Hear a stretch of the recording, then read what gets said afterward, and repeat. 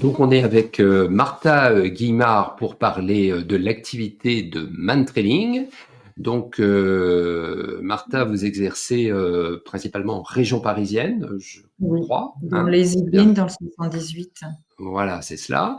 Donc, vous occupez une place que j'ai trouvée très intéressante dans l'univers du mantrailing, puisque vous êtes à la fois monitrice de mantrailing, c'est comme ça Oui, qu'on dit, je oui. crois, hein, On c'est le terme instructrice, adéquat. mais voilà, le terme, c'est instructrice de mantrailing. Instructrice de mantrailing. Vous êtes par ailleurs éducatrice canine Canine. comportementaliste. Mhm. Et puis aussi et surtout, vous avez créé une école de mantrailing qui se nomme Mantrailing Center Martha Guimard. C'est bien ça? Alors, l'école, exactement, c'est Mantrailing Oui, Center France. Et oui, chacun a son nom, voilà, Mantrailing Center, et puis le nom du moniteur d'accord, ou de l'instructeur qui suit. d'accord. C'est-à-dire que dans cette école, donc, vous formez des futurs instructeurs ou instructrices de mantrailing. Tout à fait.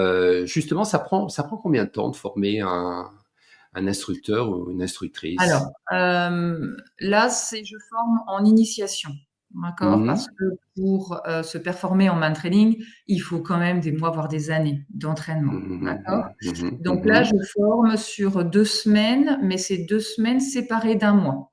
Donc, ils viennent une mhm, semaine, après ils repartent chez eux pour s'entraîner avec leur chien et ils reviennent une semaine ensuite. mhm, Donc c'est vraiment de l'initiation, c'est vraiment du débourrage de chiens, c'est pour des personnes mhm, qui veulent commencer le mantrailing. mhm, Voilà. Donc c'est pas des chiens, ils vont pas s'occuper de chiens très performants dans le pistage. D'accord? mhm, C'est mhm, vraiment pour commencer l'initiation et ensuite, il faut faire des stages. Après, je propose une mhm, deuxième formation, niveau 1, là pour mhm, performer, et surtout pour proposer des exercices différents à leurs clients. mhm. D'accord. Pour ceux qui découvriraient complètement cette activité de mantrailing, est-ce qu'on peut rappeler en deux mots en quoi elle consiste, c'est quoi le Alors, mantrailing? c'est une activité qu'on propose à un binôme, donc Mhm, avec le maître et le chien. mhm, Ça permet une dépense physique, mentale, olfactive. Donc là, l'objectif, c'est qu'on explique au chien qu'il doit aller rechercher une personne qui s'est cachée. D'accord? Donc, mhm, il est motivé par soit des friandises, une boîte de knackis, de lardons, on peut mettre tout ce qu'on veut dedans. On peut aussi mhm, utiliser le jouet. Il y a des chiens mhm, qui vont être fans du boudin ou de la balle et qui vont préférer mhm, mhm, le jouet. Sur les débourrages, je préfère la nourriture parce que souvent le jouet va faire monter le chien en excitation et du coup, il peut être un peu moins concentré sur la piste. mhm, Donc voilà, c'est vraiment une activité. Le chien travaille, mais le maître aussi derrière, une fois qu'il a la longe, c'est vraiment un travail à deux parce que on tient la longe, on est un petit peu le fardeau derrière parce que le chien mhm. travaillerait très bien sans nous. Oui. Donc c'est vraiment un travail d'équipe, même si le Mhm, chien fait allez, on va dire 80% du travail. Ok. mhm. Mais D'accord. ce qui est important, même au-delà du travail physique et mental, c'est qu'on a du coup un maître qui se rend compte que son chien peut faire des choses qu'il n'imaginait pas. Voilà. Mhm, Ça crée mhm, une fierté aussi derrière de son chien. Donc, vous avez un maître mhm, qui prend du plaisir à faire une activité avec son chien et le chien prend aussi plaisir. mhm. Faut faire aussi attention parce que ça fait plaisir à la majorité des chiens. Mais il y a des chiens, il faut être réaliste et dire la vérité, il y a des chiens qui n'aiment pas trop cette activité. Alors pourquoi? Parce que peut-être qu'ils Ouais. ne sont pas du tout à l'aise avec les humains, donc ils vont Mhm, avoir du mal à aller vers l'humain, même si ça renforce un petit peu, en fait, ça va peut-être diminuer le fait d'avoir cette crainte vis-à-vis de l'humain, ok, mais ça soigne pas. mhm, C'est pas parce qu'un chien fait du main training et qu'il va manger dans une boîte qu'un humain inconnu a, que derrière il va être sympa avec et à l'aise avec tous les humains. D'accord, faut faire attention. mhm, mhm. Il y a des chiens qui aiment pas attendre dans la voiture, il y a des chiens qui aiment pas la chaleur, il y a des chiens qui aiment, voilà. La majorité des chiens aiment cette activité. Donc il est pas. D'accord. Est-ce qu'on peut dire qu'il y a des races de chiens qui ont une éventuelle prédisposition à cette activité? Est-ce qu'il y a des chiens est-ce qu'il y a des chiens de piste, hein, alors je pense évidemment aux chiens de chasse ou aux Au chiens qui Saint-Hubert. ont. On sait que le Oui, par Saint-Hubert, exemple, il voilà. a un museau très long, très large, et il a voilà, plus de 300 millions de récepteurs olfactifs. Donc, Mhm. forcément, c'est un des chiens les plus performants. L'avantage, c'est ça. L'inconvénient, c'est que ça reste quand même un chien de chasse. Et dans la vie de tous les jours, c'est pas facile de vivre avec un Saint-Hubert. Oui, oui, Ok. j'imagine. Maintenant, oui, en effet, tout ce qui est berger allemand, malinois, c'est des chiens qui aiment travailler, qui ont besoin de travailler. Donc, ils ont déjà cette capacité Mhm. de travail, c'est génétique. Maintenant, oui, les chiens de chasse aussi peuvent très très bien pister, mais j'ai du dalmatien, j'ai des shippers, il y a vraiment toutes les races Mais du petit au grand. Le chihuahua aussi peut pister sans oui, donc aucun problème, c'est mais ouvert à toutes les races. c'est ouvert à toutes les races. Mais il faut bien prendre conscience que je ne vais pas obtenir le même travail avec un berger allemand ou un malinois qu'un chihuahua. Les capacités au travail Mhm. déjà ne sont pas les mêmes, les capacités olfactives ne sont pas les mêmes. Donc c'est vraiment une activité où il faut s'adapter à chaque chien et à chaque humain, parce que voilà, j'ai des humains qui peuvent qui sont âgés, ou des humains qui ont du mal à marcher, mais qui peuvent également faire cette activité-là. Il faut juste s'adapter et Oui, c'est créer des ça. pistes en fonction du binôme que vous avez. Pour moi, tous les D'accord. chiens peuvent le faire. C'est juste qu'il faut être conscient du type de chien que l'on a, et il va falloir s'adapter. Il ne sera pas aussi performant que l'autre client qui vient avec un malinois. Et c'est pas grave. Et c'est important. Oui, D'accord, oui. c'est pas grave. On a le chien qu'on a. Il faut absolument accepter le chien qu'on a et faire des activités en fonction du chien. Mhm. Est-ce qu'il y a un âge minimum concernant le chien ou un âge maximum pour pratiquer Alors, le maximum mantrailing? non, tant qu'il est en bonne santé. Tant qu'il est en bonne Il y a santé. pas, voilà. Ouais, Maintenant, minimum, on peut commencer à 2 mois et demi, 3 mois, mais ça va être des petits débourrages, donc des petites ouais, pistes. ouais. Ils font peut-être 10, 20, et puis on va augmenter 20 mètres, et puis on va augmenter petit à petit. Voilà, ça sera pas des pistes, je sais pas, de 200, 300 mètres, mais on Ouais, peut ouais, ouais, commencer ouais. très tôt. Moi, j'ai commencé avec ma chienne Réa, qui est un berger allemand de travail. Et à 2 mois et demi, j'ai commencé à faire des petites pistes en libre. Voilà, c'est des petites pistes. Elle allait pister mon fils. Voilà, c'est tout petit. Puis elle est récompensée. Et puis voilà. Ce qui est important au départ, ce n'est pas d'aller chercher le travail olfactif. D'accord. Mhm. Ce qui est important au départ, c'est d'aller chercher la motivation, de la créer, cette motivation, pour que le Mhm. chien et la niaque ait envie d'aller travailler. C'est surtout ça. C'est Mhm. ça qui est Mhm. important, très important. Mhm. C'est la Mhm. motivation au départ. Sinon, c'est une question peut-être candide, mais à quel âge le chien commence à vraiment développer ses facultés olfactives? Est-ce qu'il y a un âge ou une période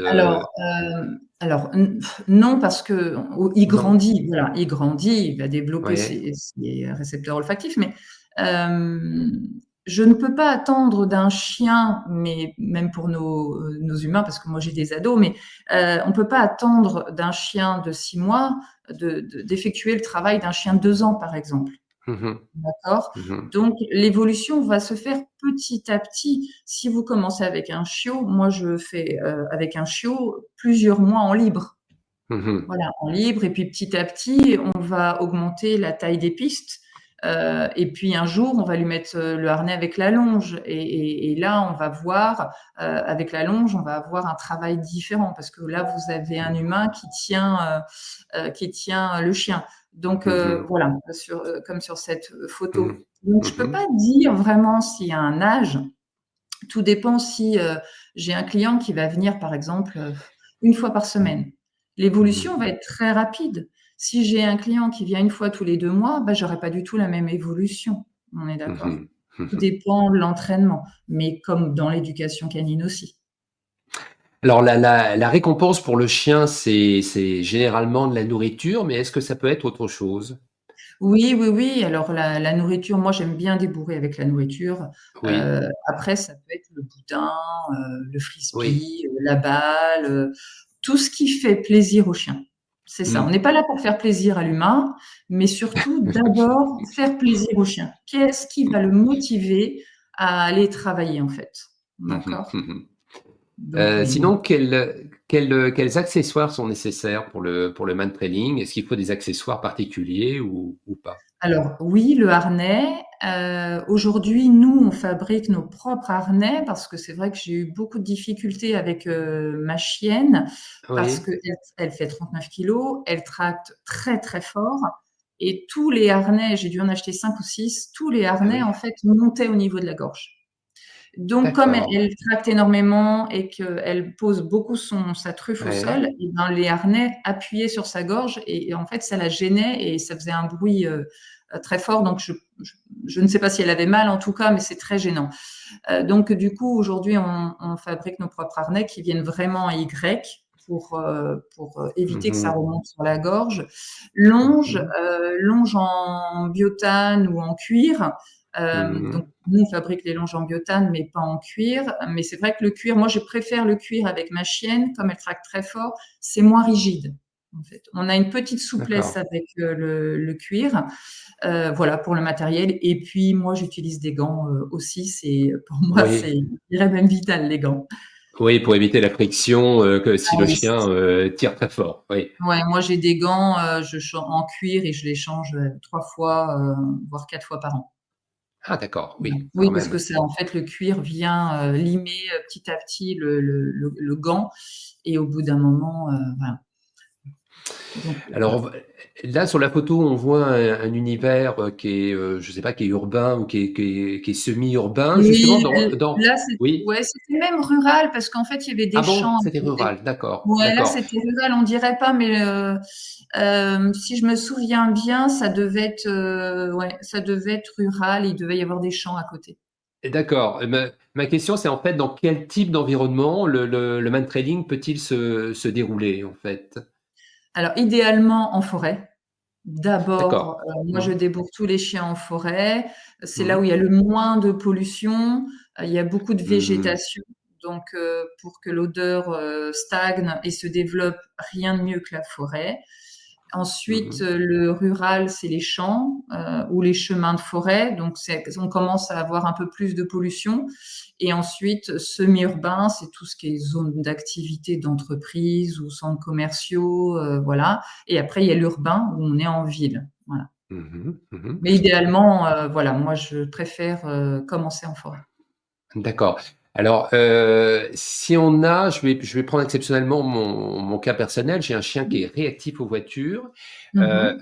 Est-ce que donc il saute sur les voitures, il a un Mhm. instinct de poursuite très très fort. Est-ce qu'il vaut mieux éviter de faire le man training dans un environnement où il est susceptible de rencontrer des voitures, ou est-ce qu'au contraire, le man training peut lui apporter une aide éventuelle? Alors, on sait que le chien, normalement, ne fait pas deux choses à la fois. Donc, Ouais, si, alors déjà, je commencerai, comme j'ai dit, en forêt, dans un environnement plutôt neutre, pour lui ouais. apprendre ce que c'est que le man-trailing. Une Mmh. fois qu'il est motivé à pister, en général, il s'occulte un petit peu ce qu'il y a autour. Donc, Mmh. ensuite, je vais aller dans des zones où il y a des voitures, mais je vais pas me mettre au bord de la route. Je vais m'écarter, d'accord, mais je vais pas faire de l'évitement. J'avais une cliente avec un berger des Pyrénées. Oui, Euh, les deux stressaient. Même la cliente stressait oui, proche des voitures, vraiment. oui. Tu es en Donc, stress, voilà, en vraiment zone rouge, comme on dit. très rouge. Très, très rouge, Et d'accord, écarlate. ouais. Et donc, bah, on a fait des pistes à 5-6 mètres de la route. Après, il faut s'adapter à l'environnement. Ou alors dans des environnements où il y a très peu de passages de voitures, c'est-à-dire qu'il peut y avoir des voitures garées, mais il va y avoir une voiture qui va passer de temps en temps. Mmh, Ça, mmh, mmh. ça permet de ne pas dépasser la zone rouge et de travailler un petit peu avec une ou deux voitures qui passent. Mmh. Mais aujourd'hui, à force de travail, eh ben, on a pu faire une piste avec des voitures qui passent à 2 mètres. Voilà. Bien sûr, on raccourcit aussi. Moi, je travaille en longe de 10 mètres. Oui. En fonction de l'environnement, je vais m'adapter. En forêt, je vais utiliser mes 10 mètres. Sur un champ, je vais utiliser mes 10 mètres. Mais bien évidemment, dans un milieu urbain où il y a beaucoup de circulation, je vais travailler sur du 2, 3, 4 mètres en fonction de l'environnement. Donc là, si je Mmh. suis au bord de la route, eh ben, je vais travailler sur du 2 mètres. D'accord? Mmh. Et donc Mmh. aujourd'hui, cette cliente, je suis contente parce que elle a fait un travail sur elle. Et puis, du coup, on peut pister avec des voitures pas trop loin. Mais il y a un travail à faire petit à petit. Je vais pas vous prendre votre chien et on va faire une Mmh. piste au bord de la route avec 50 voitures qui passent. Ça serait pas constructif, en fait. Est-ce que le mantrailing est adapté aux chiens difficiles? Est-ce que ça leur est bénéfique? Alors, toute activité dont le chien prend plaisir, et le maître Mmh. aussi évidemment, est bénéfique. D'accord? Toute Mmh. activité. Mmh. Nos Mmh. chiens souvent sont au chômage, comme je dis, ils travaillent pas Ah beaucoup. oui. Donc, dès qu'on peut leur proposer une activité, c'est bénéfique pour eux, c'est évident. Donc, je prends tous les chiens en Vous mantrailing, vous que ça vous soit du vous chien oui, vous parlez craintif. de tous les chiens là, hein? Mmh. Oui, tous les chiens, voilà, Mmh. que ce soit du chien agressif, craintif, voilà. C'est juste qu'on s'adapte. Si j'ai un Mmh. chien agressif, je vais le travailler en muselière. Donc, il va pister en muselière, il va arriver, pas loin du traceur. Je vais demander, au maître de stopper son chien et puis, le traceur va poser la boîte et va s'éloigner de Mmh. 10-20 mètres. Comme ça, la maîtresse, elle peut enlever la muselière et faire manger le chien. Donc le chien, petit à petit, il va prendre du plaisir. Ok. Mmh. Mais je pense, enfin en tout cas, moi, je refuse pas de chien. Voilà, Mmh. tout chien Mmh. a le droit de faire une activité et je le conseille fortement. Après, comme on dit, on s'adapte au binôme. D'accord. Sinon, de quelle façon le chien peut progresser autour de son activité de mantrailing, quoi? Autrement dit, sur quels paramètres l'instructrice ou l'instructeur peut jouer pour que le chien s'améliore, se perfectionne, etc. Alors, c'est les entraînements. Oui. Déjà, donc de venir participer aux activités avec des professionnels.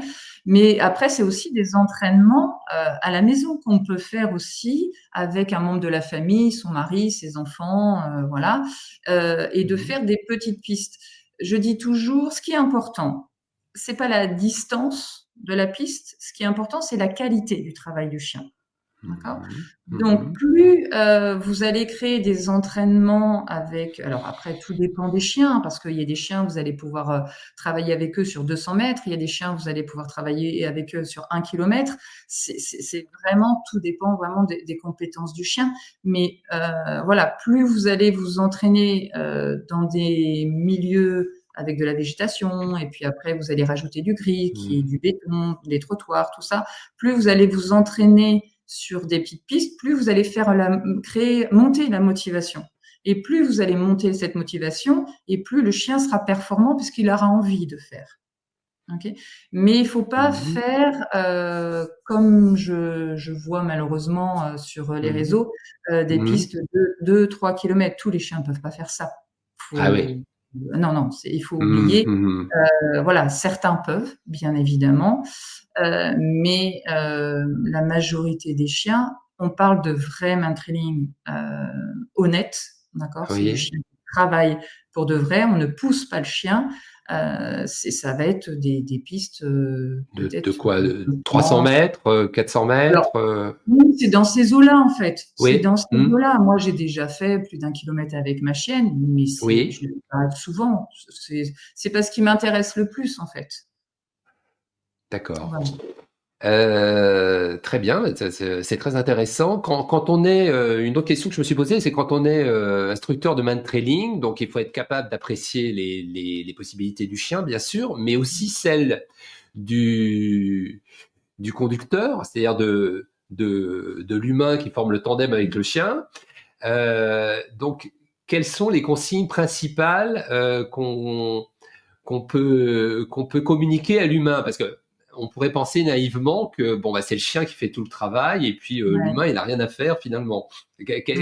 Quelles consignes vous pouvez donner vous donnez parfois aux humains? Alors, on a un impact énorme sur le chien. D'accord? Le Oui. chien nous observe beaucoup, donc il faut qu'on fasse très attention à notre gestuelle, à nos pas, à nos mots, ou alors Mmh. quand on souffle. Voilà. Ce qui Mmh. est important, c'est, par exemple, dès que je démarre sur la piste, le chien prend l'odeur, le chien va Mmh. faire 2-3 mètres et souvent l'humain suit tout de suite. Parce que dans la balade, dans la vie de tous les jours, notre chien avance, nous on avance. Oui. Mais là, en fait, j'explique aux gens, si votre chien prend une odeur, prend l'odeur de référence qu'on lui propose, il faut attendre qu'il prenne la bonne décision. Donc, Mmh. je dis aux gens de démarrer aux 3/4, voilà, presque aux 3/4 de la longe. Donc, une fois que le chien il a pris la décision, on attend un petit peu, on laisse dérouler la longe et puis ensuite on suit. On ne court pas, on ne parle pas à notre chien, on répète pas les mots plusieurs fois. Notre mot de départ, la majorité des gens, c'est cherche. C'est un mot Oui. que nous ne redisons pas pendant la piste. Si je Oui. dois relancer mon chien pour X raison, c'est travail, c'est pas cherche. Oui. Donc surtout, voilà, de pas courir, d'être toujours derrière les fesses de son chien. Il faut que le harnais soit aligné vraiment sur le corps du chien et donc toujours être derrière parce que les chiens ont un angle de vue beaucoup plus grand que nous et dès qu'on Mmh. est un petit peu de côté, le chien peut Mmh. nous voir et puis il peut sentir une petite tension sur le harnais, à gauche ou à droite. Donc voilà, c'est les infos que je peux donner. Et puis, bien évidemment, arriver au traceur, même si le traceur récompense bien évidemment avec la boîte, le maître aussi doit récompenser verbalement et être très fier de son chien. Il Mmh doit faire mh. passer le message. D'accord, d'accord. Donc il y a vraiment quand même certaines consignes Oui, dont le maître ou la maîtresse doit ouais, prendre conscience parce tout qu'effectivement à fait. sinon ça peut perturber Le l'activité de travail du mantrailing. chien. De Oui, toute tout façon, à à fait. partir du moment où vous avez la longe en main, vous Mmh. perturbez. Vous Mmh avez mh. un impact sur le travail du Mmh. chien. Voilà. Donc c'est à nous de faire au mieux pour que cet impact soit le Mmh. plus minime possible. Et vous disiez, il ne faut pas courir même si le chien, tire énormément, hein? Oui. En Il fait, faut éviter. ouais, il faut éviter de courir parce que alors déjà plus vous allez courir, plus le chien va lever la tête, évidemment, parce qu'il n'aura pas le temps de baisser la tête. Mmh. Mmh. Et puis, c'est surtout au moment des prises de décision, c'est-à-dire si le traceur Mmh. a été à gauche ou à droite, si vous allez trop vite, le chien va dépasser cette zone-là et il y aura beaucoup de Mmh. difficultés à revenir en arrière. Donc, voilà, on cherche, c'est du travail, il faut être calme, posé et voilà, et pas courir. Maintenant, il y a des chiens, moi, comme je vous dis, ma chienne fait 39 kilogrammes, je la freine le plus possible, Mmh. heu, mais mes élèves me disent que je vais quand même vite, mais voilà, j'ai une chienne très puissante. Donc Bah voilà, oui, il y a des j'imagine. voilà et puis il y a des chiens qui sont, très posés, très calmes pendant le pistage. Ça, Mmh. c'est le rêve, hein, voilà. Mais surtout, oui, ne pas courir parce que pour pas nuire au travail du chien et puis souvent, voilà, ils vous entendent courir, ils vous entendent. Bien Voilà. sûr. Alors, selon le niveau du chien, il y a différentes techniques possibles. On peut démarrer à vue, on peut démarrer en aveugle ou on peut démarrer en Mmh. double aveugle. Vous pouvez rappeler la signification de Alors à ces vue, termes? ouais. Alors à Oui. vue, c'est, le chien qui voit le traceur partir. C'est comme ça que je Mhm. débourre les chiens. Donc il Mhm. voit, le traceur partir avec sa boîte, le motiver, tout ça. Mhm. Ensuite, à l'aveugle, le chien, reste dans la voiture, OK. Le Ouais. maître, en tout cas aussi, ne voit pas d'où enfin, la direction du traceur. Voilà. Donc Mhm. il reste pas, avec l'instructeur. Donc il y a Mhm. que, en aveugle, il y a que l'instructeur et le traceur qui connaissent la piste. Mhm. D'accord. Idéalement, les élèves aussi, c'est-à-dire que si vous avez, des personnes qui vous suivent, souvent on est en groupe, hein, quand on fait du main training, idéalement, le groupe aussi ne doit pas savoir, où part, le traceur parce que, on peut influencer. Voilà. On peut s'arrêter parce qu'on sait que le traceur est pas passé par là, donc même le groupe a de l'influence. OK? Et ensuite en D'accord. double aveugle et ben, il y a que le traceur qui connaît la piste. Même l'instructeur Mmh. ne connaît pas. Il connaît juste le D'accord. départ. Il peut connaître aussi peut-être la distance, voilà, mais en tout cas que le départ et c'est tout. Et ça, De là, quand vous faites du double aveugle, on parle de oui, vraiment. oui. Donc j'imagine que cette dernière technique de double aveugle est quand même un peu réservée à des chiens qui sont déjà bien entraînés? En tout cas, qui connaissent leur job. Oui, donc Ouais. oui, qu'il y ait de Mmh. l'entraînement, qu'il y ait Mmh. du travail, voilà. Mmh. Et souvent quand je commence les premières pistes en double aveugle, parce que en double aveugle, je n'aide pas. Si c'est du double aveugle, l'instructeur ne doit pas aider, le maître. Donc on a un maître qui se Mmh. retrouve tout seul à travailler quelque part avec son chien. Même si moi je suis, Mmh. on ne doit pas parler, on ne doit pas intervenir. Donc, je vais commencer par des petites pistes en double aveugle. Par exemple, si j'ai un chien qui est assez performant, qui me fait du 600, 700 mètres en forêt, bah, le jour où je vais lui proposer du double aveugle, et ben, je vais partir plutôt sur du 300 mètres parce qu'il n'y a pas que le chien qui travaille, il y a aussi le maître. Comme il se retrouve un petit peu tout seul dans sa bulle avec son chien, c'est un peu déstabilisant la première fois que vous Mmh. faites du double aveugle. Donc, je Mmh reviens un petit mh. peu en arrière pour que le maître soit rassuré. Et en fait, l'objectif, c'est que le binôme soit autonome à la fin. Voilà. Une question que je me suis posée aussi, qu'est-ce qui se passe dans la tête du chien quand il suit une piste? J'ai souvent entendu la phrase que le chien, heu, voit avec son nez. En- Est-ce que c'est juste, cette alors, expression? oui, en fait, on dit qu'il voit en image. Voilà. Oui, ouais. Euh, donc après, l'image, c'est difficile de savoir réellement ce qu'il voit, mais il faut bien comprendre que le chien, quand il travaille, il piste, Mmh. il cherche une odeur. Il Mmh. cherche pas un humain. Il Mmh cherche mh. une odeur. Donc, comment expliquer? C'est-à-dire que vous avez des fois, moi je fais des exercices où vous avez un humain, même 2 ou 3 humains, et vous avez un chien qui peut avoir du mal à choisir entre les 2 ou les 3 humains. Ok. Donc ça, Mmh. c'est un travail qui est à faire. Mais là, vraiment, le chien, faut vous dire que quand il travaille sur la piste, il cherche vraiment une odeur et pas un Mmh. humain. Est-ce qu'on sait par contre quelle est la dépense mentale du chien en main training? On dit souvent que les chiens sont très fatigués après, après des exercices de main training. Oui, oui, oui. On dit que 20 minutes de pistage, Oui. c'est déjà énorme. Le chien a la capacité ou la faculté de se recharger très vite. Mmh. Voilà.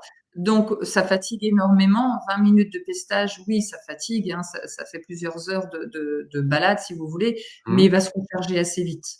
Mmh. D'accord. Donc, moi, après, tout dépend, hein, si vous faites une demi-journée de main trailing ou une journée ou 2, 3 jours, c'est pas du tout la même fatigue. Mmh. Il Mmh. n'y a pas Mmh. que le pistage qui fatigue aussi.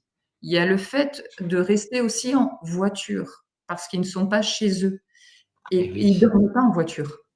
Mmh. Ils se posent, mais ils dorment pas parce que dès que le maître vient ou un autre binôme arrive, ils sont Mmh. toujours est-ce que c'est moi qui vais En sortir? Ils sont en alerte. oui, en Donc alerte. voilà, donc il n'y a pas que le pistage qui fatigue, il y a aussi, les conditions d'attente. Voilà. Mmh. Sur une Mmh. demi-journée, bon, les chiens, oui, vont être fatigués, ils vont pister 2 fois, enfin voilà. Mais sur une journée ou 2 jours, c'est encore plus fatigant. D'accord. Comment vous avez vous-même, découvert cette activité de main training? Je me suis aussi posé cette question. Alors, j'ai découvert l'activité lors de mon brevet professionnel d'éducateur canin. Mmh. Que j'ai passé il y a maintenant 8 ans. Il y avait une instructrice, qui est venue, proposer cette activité. On avait un examen, voilà, à noter sur le Mmh. man-training. Mmh. J'ai adoré. J'ai commencé avec une, berger blanc suisse qui est partie Mmh. maintenant il y a 2 ans. Voilà. Et puis, du coup, j'ai adoré, donc j'ai été faire des stages encore Mmh. avec, Mmh. alors avec les équipes, moi j'ai été formée par les équipes de Georgia Canine. Je ne sais pas Mmh. si, vous connaissez. Si, si. J'ai fait ensuite du main training avec mon berger blanc suisse, mon mâle qui est craintif humain. Et c'est Ah, vrai que en main ah oui. training, il allait vers l'humain, même il mangeait dans la boîte, même s'il y avait les pattes arrière qui étaient un petit peu en retrait au cas où, Ok, mais d'accord. ça ne Je vois posait très bien la aucun scène, ouais. voilà. J'imagine très bien. J'espère que l'humain va pas me toucher. Je veux bien manger, Oui. mais l'humain me touche pas, donc voilà. Et puis ensuite, comme j'ai voulu encore pousser, parce que forcément mon mâle, euh, en fait, j'étais limitée sur le travail parce que déjà c'est un berger blanc suisse, c'est pas un chien de travail. En tout cas, le mien n'est pas un chien de travail. C'est mon petit 2 de tension comme je l'appelle. Donc Mhm. si je voulais pousser au niveau des pistes ou de la complexité des pistes, j'étais limitée. Donc c'est là Mhm. où justement j'ai adopté un berger allemand lignée de travail pour pouvoir pousser et me performer dans le man training. Mais voilà, ça vient du BP et des stages tous les ans, tous les ans, tous les ans avec des vrais Mhm. professionnels et des professionnels qui font du réel pour la plupart. Le berger blanc suisse auquel vous faisiez référence, c'est C'est celui qu'on lui. voit sur la Ouais, photo, c'est ça? ouais, tout à fait. Qui s'appelait comment donc?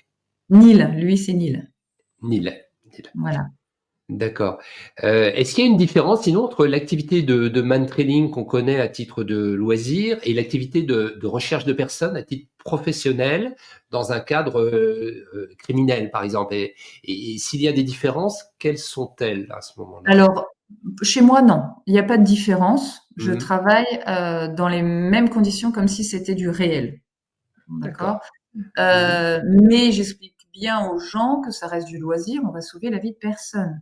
Mais Ouais. pour moi, le travail doit être exactement le même. C'est important de proposer du vrai man training. Donc c'est le même débourrage, c'est le même travail, c'est le même sérieux.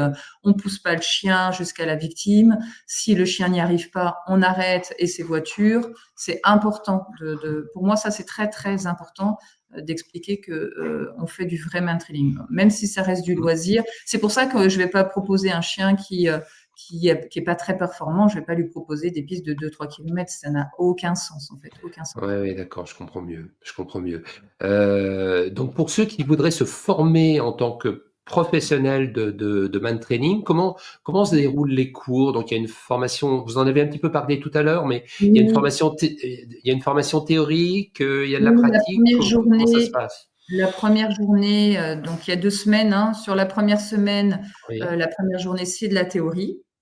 oui. Et donc ensuite, bon, lundi, c'est de la théorie, mardi, mercredi, jeudi et vendredi matin, c'est de la pratique avec les chiens leurs propres chiens, des élèves.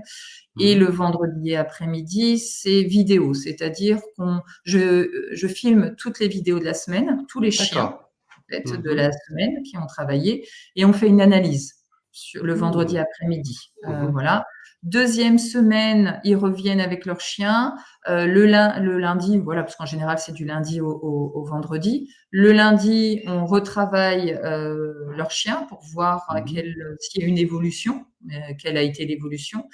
Je Mhm. fais aussi sur cette première journée aussi du fumigène, c'est-à-dire que j'ai une instructrice, Maëlys, qui vient et nous fait une démonstration avec des fumigènes pour voir comment l'odeur se déplace avec le vent, tout ça. Okay, s'il y a du vent, s'il n'y a pas de vent, comment l'odeur se déplace. Et ensuite, je demande à des clients de venir dans la semaine pour les préparer à l'examen qui est le vendredi. Donc, c'est des clients, chaque élève a son client, s'entraîne avec, voilà, ils s'entraident aussi entre eux puisque c'est une équipe et tous les élèves ont le droit de s'entraider sur cette semaine-là. Et ensuite, vous avez le vendredi qui est l'examen où bah, j'ai d'autres clients qui sont pas venus dans la Mhm. semaine, bien évidemment, donc les élèves ne les connaissent pas, qui viennent jouer le client pour passer l'examen. Voilà. Et Mhm. donc, Mhm. la dernière formation, c'était cette semaine, et hier, j'ai eu des élèves en examen. D'accord. Là, ce sont des élèves qu'on voit sur la Non, là, photo. c'est un stage. C'est un stage C'est un que stage. j'ai donné chez Mélanie Pain, qui a son petit bébé sur les genoux, dans Oui, le nord. Elle est dans le nord vers Amiens. Donc d'accord. là, des fois, je me déplace faire des stages en France. C'est des D'accord. éducateurs qui m'appellent pour proposer du main-training à leurs clients. À votre connaissance, le man training est pratiqué de façon à peu près égale dans tous les pays, ou est-ce qu'il y a des, ouais, je parle essentiellement des pays occidentaux, on va dire. Est-ce qu'il y a des pays en pointe dans le domaine du man training? Comment se place la France à votre connaissance? La France est quand même en retard en ce qui D'accord. concerne le chien. D'accord, on le sait. Donc, alors oui, moi je Mmh. travaille avec les équipes de Georgia Canine. Mmh. Le représentant de Georgia Canine, c'est Jeff Shetler, donc c'est un Américain. Mmh. D'ailleurs, je vais faire un stage avec lui la semaine prochaine. Mais voilà, les États-Unis sont assez performants, les Suisses aussi, énormément, Mmh. énormément. Mmh. Euh, voilà, la Belgique aussi, l'Allemagne, voilà, tous ces pays-là. Mmh. Nous, en France, Nous, on commence à avoir des bonnes équipes oui, de training, hein, voilà. ouais, Mais ouais, il y a encore, voilà, malheureusement, des gens qui font pas du vrai main training et qui proposent, par exemple, d'accord. une piste pour tous les chiens. Voilà. D'accord. C'est ça que vous entendiez par on est en retard en France, parce que sinon il semble y avoir beaucoup d'activités de mat training dans toutes les régions. C'est Oui, assez. oui, oui, oui. À ça, le main training, Oui. c'est beaucoup, beaucoup, beaucoup Plus. évolué en France. Mmh, Ça le vend en poupe. Alors pourquoi pas, enfin, comme mmh, l'agility. Enfin voilà, mmh, il faut faire ces activités. Il faut proposer des activités aux chiens. mmh, Ce qui peut-être peut poser problème aujourd'hui, c'est qu'on propose, on a un peu de tout. Hein, voilà, mmh, quand on regarde un mmh, peu sur les réseaux sociaux, on a des gens qui proposent du main training, par exemple dans des centres commerciaux, parce que ça fait waouh, d'accord, mais mmh. le chien ne travaille pas. Il faut être réaliste, Ah d'accord. oui. On pousse Mmh, beaucoup, on entend les gens dire oui, c'est bien, alors que normalement on ne devrait pas parler à son chien. Euh, mmh, on propose une piste pour 10 chiens et que c'est la même piste, bah là, je me pose des questions. Est-ce que le chien vraiment cherche le traceur ou cherche la piste où tous les chiens sont passés, par exemple? Donc, c'est bien qu'il y ait du main training partout. Il faut proposer mmh, des mmh, activités aux maîtres et aux chiens. Mais voilà, moi, ce que je prône, c'est quand même, restons sur des choses cohérentes, euh, vraies. Et voilà, faire une piste dans un centre commercial ou en plein centre-ville, il y a très peu de chiens. Je dis pas qu'aucun chien n'est capable de le faire, attention, hein, mais mmh, pas la majorité des chiens. Voilà. Moi, mes clients, pour la plupart, ils n'ont pas du chien de travail. Ils ont du chien de loisir. mmh, Voilà. Donc moi, j'ai pris un chien de travail parce que j'avais des ambitions, mais la plupart des chiens ne sont pas capables de pister en centre commercial. C'est comme je dis, si vous allez chercher votre parfum chez Sephora, c'est compliqué. D'accord, mmh, faut être honnête aussi. mmh. D'accord, donc la qualité, pas la quantité, quoi, si on peut Toujours, résumer en une toujours. phrase. De toute façon, Voilà. c'est aussi valable pour le man training, et il faut donc que le maître ou la maîtresse se repère quand il voit un man training. C'est difficile, Il- je comprends. Après, les gens partagent suffisamment, je pense, sur les réseaux sociaux, oui, et les gens peuvent voir ce que les moniteurs, les instructeurs proposent. Est-ce que pour c'est honnête ou conseiller, pas oui. honnête? Voilà, il faut Mm, essayer.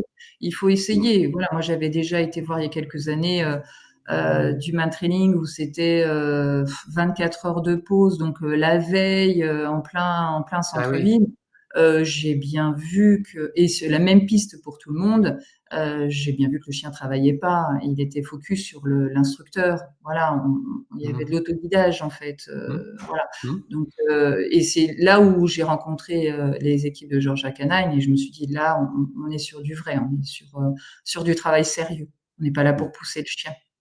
mm, mm. Peut-être une dernière question concernant votre structure. Donc, vous avez un Ouais. certain nombre d'antennes en En France? France, oui. Oui. Aujourd'hui, donc bah, jusqu'à hier, parce que j'ai 3 élèves qui sont rentrés chez Main Training Center France. Aujourd'hui, on Oui. est 20. Moi compris, on est 20. Alors entre moniteurs et instructeurs, voilà. Mhm, mhm. On est une 20. en ce moment. Mmh. À peu près dans toutes les régions, ou il y a des régions qui sont plus, favorisées que Alors, d'autres? beaucoup, Bretagne, Nord, Oui, voilà, en Île-de-France aussi. oui, Et alors j'en ai une dans le sud, Jura, voilà, dans les Alpes. J'aimerais bien que ça aille bien un petit peu dans le sud au soleil. oui. Voilà, il y a des personnes qui veulent être formées dans le sud, Mmh. mais c'est vrai, on est beaucoup nord de la France. Oui, oui. Ou en Bourgogne du Sud, là où je réside, Oui. je vous ai pas vu encore, mais Non, non, non, il y a non, personne. Non, non, il y a peut personne. peut-être à l'avenir, Oui, peut-être un bah, jour. oui, après, moi, j'ai créé mon école il y a maintenant 2 ans. Oui, oui, c'est Voilà, donc récent. Mmh, mmh. oui, c'est récent, voilà, je me suis lancée il y a 2 ans, donc 20 personnes en 2 ans, c'est déjà pas mal. Oui, oui, On oui, est oui, en fait. absolument, Voilà. absolument. Mais Non, non, bien non. sûr, évidemment, on aimerait encore avoir plus de monde. Ce qui est important et c'est ce que mon équipe, prône vraiment, c'est, Mmh, de s'adapter à chaque binôme, de proposer mmh, des pistes qui sont cohérentes avec aussi bien le chien que l'humain, parce que des fois, vous pouvez avoir des chiens performants et puis des gens d'un certain âge mmh, ou mmh. handicapés, enfin voilà. Il faut voilà, on ouvre la porte à tout le monde. Tous mes moniteurs instructeurs prennent absolument tout le monde, tout type de chien, et que l'on reste vraiment sur du main training honnête. Ça, c'est ce qui est très important pour nous. D'accord. Voilà, mais je vous remercie encore de vous être, rendu disponible, Merci de m'avoir aujourd'hui. invité. Mais non, de Merci. rien. Merci. Au revoir. Au revoir.